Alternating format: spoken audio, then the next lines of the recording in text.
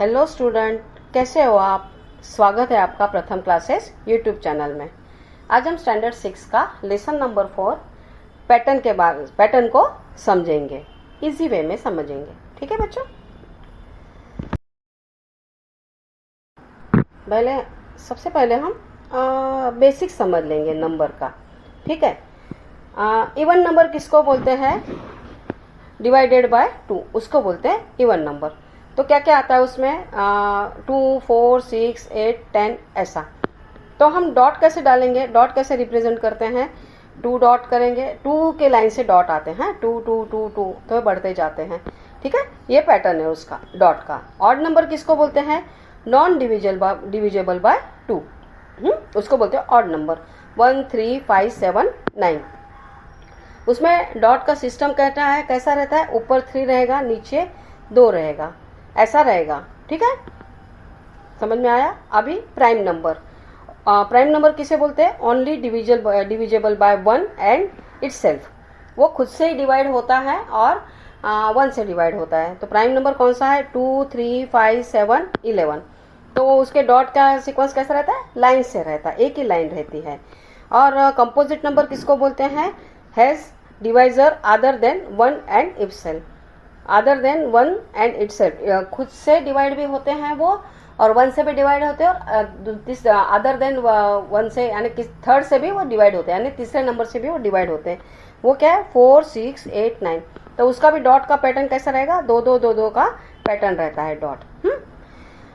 Twin prime number, prime number with a different of 2, 3 and 5, इसको क्या बोलते हैं? Twin prime number. 11 एंड 13 दोनों के बीच में डिफरेंस कितना है? 2, तो उसको ट्विन प्राइम नंबर बोलते हैं। 41 एंड 47 सॉरी, 43 सॉरी, 41 एंड 43 आएगा। और को प्राइम नंबर क्या है? Number whose only common divisor is 1, उसको क्या बोलते हैं? को प्राइम नंबर। अभी हम 2D स्पेस से ट्रायंगुलर नंबर देखेंगे। Visualize 2D space through triangular number. अभी एक रहा तो खाली एक डॉट ही आता है। तो नंबर 1 और सम फ्रॉम 1। अभी फिगर 2 में क्या है? 2 है, एक ट्रायंगुलर बना है, ऊपर के साइड पे एक डॉट, नीचे 2 डॉट। तो क्या आएगा? नंबर 3 आएगा, बराबर ना? सम ऑफ 1 एंड 2। अभी फिगर 3 में क्या बताया? ऊपर एक डॉट, बीच में 2 डॉट, उसके बाद 3 डॉट, 1 डॉट, 2 डॉट, 3 डॉट। तो ये कितना हुआ? नंबर कितना हुआ? 6। तो तीनों का सम किया है, 1 + 2 + 3 = 6। अभी फिगर 4 में पहले ऊपर 1 डॉट, उसके बाद 2 डॉट, उसके बाद 3 डॉट, उसके बाद 4 डॉट। तो क्या आया? ये कौन सा नंबर हुआ? 10। कैसे 10 आया? 1 + 2 + 3 + 4, ये हो गया 10। फिगर 5 में क्या है? ऊपर एक डॉट है, उसके बाद 2 है, उसके बाद 3 डॉट है, उसके बाद 4 डॉट है, उसके बाद 5 डॉट है। तो ये नंबर कितना हो गया? 15। कैसे आया? सम ऑफ 1 + 2 + 3 + 4 + 5। समझ में आ गया ये ट्रायंगुलर नंबर। अभी हम देखेंगे expanding the grid with the square number. इसके पहले हमने ट्रायंगुलर नंबर देखेंगे, ट्रायंगुलर स्टाइल से था, ऊपर 1, उसके बाद 2, उसके बाद 3, इसको ट्रायंगुलर बोलते हैं नंबर। अभी हम देखेंगे स्क्वायर नंबर। तो सबसे पहले फिगर में 1 रहेगा डॉट, तो मल्टीप्लीकेशन 1 1 × 1 यानी 1। अभी फिगर नंबर 2 में क्या है? 2 डॉट है, ऊपर 2 डॉट, उसके नीचे 2 डॉट। तो नंबर कितना हुआ? 4। तो ये क्या हो गया? मल्टीप्लीकेशन हो गया, तो 2 × 2 = 4। अभी नेक्स्ट फिगर में क्या है? 3 डॉट है और उसकी 3 लाइन है, 3 डॉट, उसके नीचे 3 डॉट, उसके नीचे 3 डॉट। तो ये क्या हो गया? नंबर 9। ये क्या होगा? मल्टीप्लाई, 3 × 3। कितने डॉट है और कितनी लाइन है? अभी नेक्स्ट फिगर में क्या है? 4 डॉट है और 4 लाइन है, तो 4 × 4 = 16। और उसके आगे के फिगर में क्या है? 5 डॉट है और 5 लाइन है, तो क्या हो गया? 5 × 5 25। ये हो गया स्क्वायर नंबर। उसके पहले हमने क्या देखा था? Triangular number. The geometrical interlock, triangular fuse into square. अभी 2 ट्रायंगुलर को ऐड करेंगे तो परफेक्ट क्या बनता है? स्क्वायर बनता है। कैसे देखेंगे? अभी ये देखो, ट्रायंगुलर नंबर क्या है बताया, 1 + 2 + 3 ये बना है। उसका बीच वाला जो हम लेते हैं, ऊपर 2 और नीचे 1, ठीक है, और वो उसको आगे जाके ट्रायंगल के आगे ज्वाइंट करेंगे तो क्या हो जाएगा, वो स्क्वायर बन जाएगा। The sum of 2 consecutive triangles numbers perfectly generate a square number। 2 triangle number रहते हैं कंसेक्यूटिव, उसका एक स्क्वायर नंबर बनता है।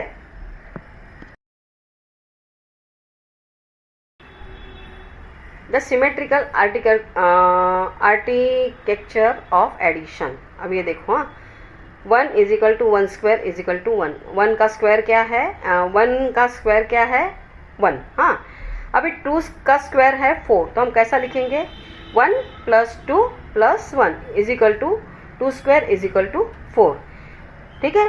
फिर उसके बाद 3 का स्क्वायर निकालना रहा तो ऐसे उल्टा लिखना है, पहले 1 + 2 + 3 लिखना है, उसके बाद 2 +2 करना है और +1 करना है, तो 3 स्क्वायर हुआ, तो 3 स्क्वायर का आंसर अभी आएगा 9।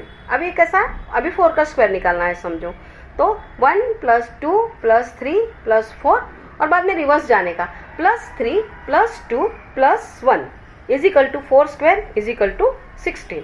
अभी जो 5 का स्क्वायर निकालना है तो 1 + 2 + 3 + 4 + 5, अब 5 के बाद रिवर्स, +4 + 3 + 2 + 1, ये सब का सम करेंगे तो क्या आएगा, 25, और ये हो गया 5 का स्क्वायर।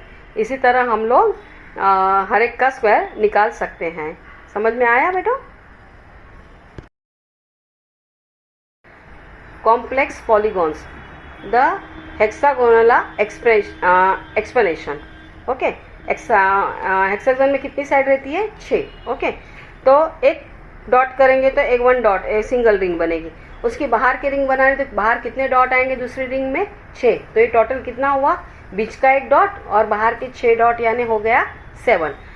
उसके आगे और एक रिंग बनाएंगे तो कितने डॉट करेंगे, पहला 1 डॉट, उसके बाद 6 डॉट, उसके बाद 12 डॉट, तो कितना हुआ, 19 डॉट हुए। और एक अपने को 4 रिंग बनानी रही तो 1 डॉट करेंगे पहले, उसके बाद 6 डॉट करेंगे, उसके बाद 12 डॉट करेंगे और उसके बाद 18 डॉट करेंगे। हाँ, तो कितना हो गया टोटल, 37 डॉट हुए। Number pattern can map to any regular polygon growing outward through strict sequentially arithmetic rule. ये समझ में आया बेटा? जितनी साइड है उतना डॉट देना है। अभी हम 3D डायमेंशन का देखेंगे। हाँ, entering the 3rd dimension cube numbers. पहले फिगर में एक की ब्लॉक है तो 1 × 1 × 1 = 1। दूसरे फिगर में कितने ब्लॉक है, 2 है, तो 2 × 2 × 2 ब्लॉक्स, अरेंजमेंट कितनी हुई, 8। फिगर 3 में कितने ब्लॉक है, 3 × 3 × 3 ब्लॉक, अरेंजमेंट = 27। फिगर 4 में 4 × 4 block, arrangement 64।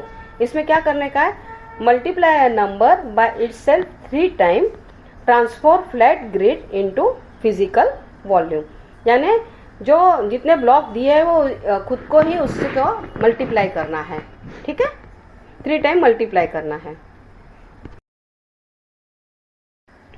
Modelling natural growth, the Virahanka sequence, a pattern where each subsequent number is formed by adding the 2 predicting numbers. This specified sequence detect branching the spiraling in the natural world. अभी 0 और 1 और उसके बाद 1 के बाद 1 + 1 2, okay, और 1 + 2 कितना होता है, 3, और 2 + 3 कितना होता है, 5। समझ में आया?